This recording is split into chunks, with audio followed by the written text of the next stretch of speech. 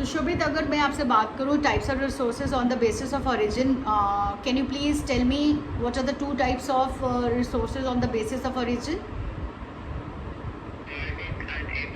Biotic and abiotic. Abiotic and biotic में what are the difference?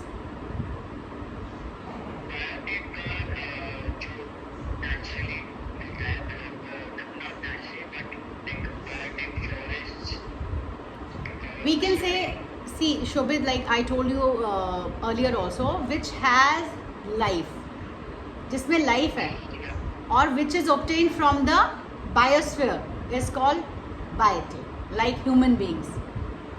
ठीक है, human beings, flora and fauna, fisheries and livestock, these are biotic. ठीक है, and abiotics are those which are composed of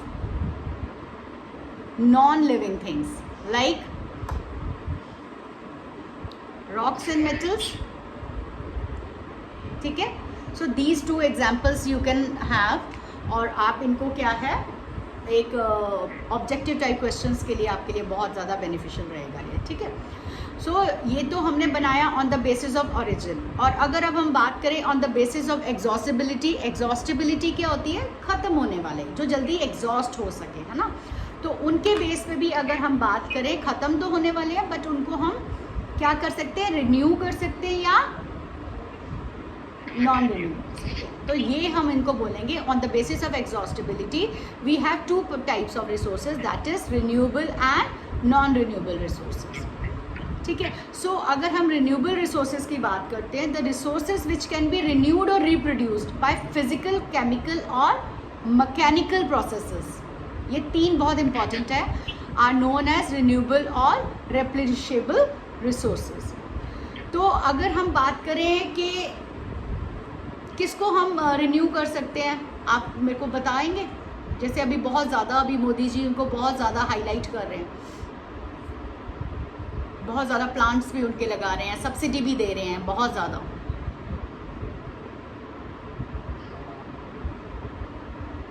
natural resource ही है वो, but उसको हम renew कर सकते हैं.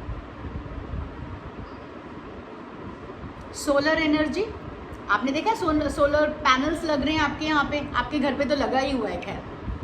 ठीक है ना, तो solar energy and wind energy, जो कि राजस्थान वगैरह में बहुत ज़्यादा विंडी रहता है. यहाँ पे तमिलनाडु में भी जब हम लोग कई जगहों पे हम जा रहे थे, we were going to Goa, तो वहाँ पे काफ़ी विंड एनर्जी के प्लांट्स वहाँ पे लगे हुए थे, है ना. तो we can say these can be renewed, इनको हम रिन्यू कर सकते हैं, एंड ये हम इनको बहुत अच्छे से इनका रीयूज़ भी हम लोग कर सकते हैं, एंड ये हमें बहुत ज़्यादा क्या है, बेनिफिशियल है ये हम लोगों के लिए. ठीक है, अब उसके अलावा अगर हम बात करें वाटर, जैसे वाटर हार्वेस्टिंग की मैंने अभी थोड़ी देर पहले बात किया ना, अब हमने उसको रिन्यू किया ना, लाइक पानी आया, बारिश का आया, आपने उसके लिए, आप लोगों के यहाँ पे टैंक्स होते हैं, लाइक वेल्स होते हैं अंडरग्राउंड, जो वाटर फिर सीप करता है, तो आप उनको स्टोर भी करते हो, एंड ग्राउंड वाटर लेवल भी आपका टेबल जो है वो आपका लेवल बढ़ता जाता है. ठीक है, एंड उसके अलावा फॉरेस्ट एंड वाइल्ड लाइफ है ना, इसको भी हम लोग किस में डालेंगे, किस कैटेगरी में डालेंगे? रिन्यूएबल रिसोर्सेज, क्योंकि रिप्रोडक्शन इनका चलता रहता है. ठीक है, द रिन्यूएबल रिसोर्सेज में फर्दर भी डिवाइडेड इनटू कंटिन्यूस और फ्लो, ये मैंने आपको बताया था. फ्लो में हमने बात की थी, ये विंड एंड वाटर की बात की थी, remember when we started this chapter. और उसके अलावा सेकंड जो है हम लोगों का, वो है non renewable resources.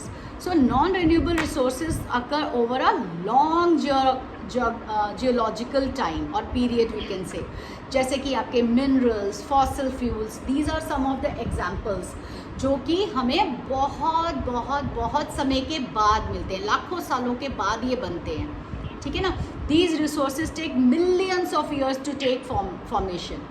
Some of the resources like metals are recyclable, metal को हम रिसाइकिल कर सकते हैं, जैसे मैंने बताया, अगर आप स्टील का ग्लास है उसको आप रीशेप कर सकते हो ना. ठीक है, जैसे अभी गोल्ड रिंग है, अब गोल्ड रिंग को आप, गोल्ड को मेल्ट करके आप इसको जैसे कि ईयर रिंग बना दो, it can be recyclable. And some like fossil fuels can not be recycled. क्यों नहीं हो सकते फॉसिल फ्यूल रिसाइकिल, बताओ?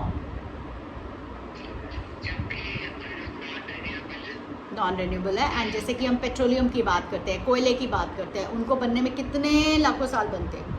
आप पेट्रोल हम कैसे यूज़ किए जा रहे हैं, अब दोबारा से देखो, पहले साइकिल होती थी, लोग वॉक करते होते थे, अब दोबारा से फिटनेस और जिम में तो हम लोग यूज़ कर रहे हैं साइकिल एंड वॉकिंग एक्सरसाइज में। बट अगर हम देखें, हम पेट्रोल कितना वेस्ट कर रहे हैं, डीजल कितना वेस्ट कर रहे हैं। थोड़ी सी भी जगह पे जाना है, we are not doing car pooling and all, है ना, इजीली हम लोग जा सकते हैं, तो हम लोग कितना ज़्यादा हम उसको बर्बाद कर रहे हैं। एक्चुअली वो मिलेगा नहीं, अभी आने वाली जनरेशन्स के लिए नहीं मिल पाएगा। सस्टेनेबल जो हम डेवलपमेंट की बात करते हैं, तो हमारी आगे वाली जनरेशन्स को वो सब बहुत बहुत मुश्किल होगी। तो हमें स्विच ऑन करना पड़ रहा है solar energy and wind energy में, ठीक है। तो ये सब चीज़ें हम लोगों को बहुत जल्दी इस पे ध्यान देना पड़ेगा। So these are all exhausted with the use. ये सब यूज़ करते जाएंगे, एग्जॉस्ट होती जाएंगी, ख़त्म ही हो जाएंगे, ठीक है, क्योंकि है तो लिमिटेड, बहुत साल लगेंगे बनने में, ठीक है। अभी अगर हम बात करें